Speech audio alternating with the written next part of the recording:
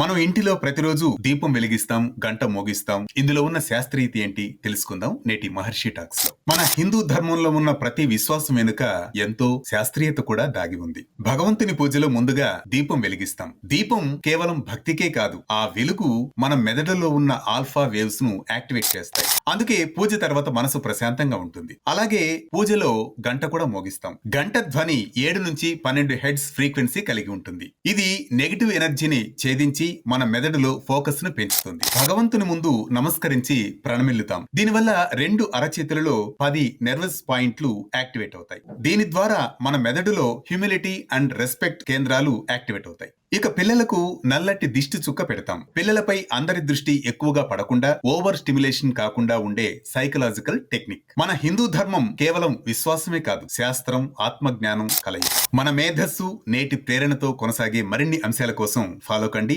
మహర్షి talks, మీ RK కొత్తకోటతో.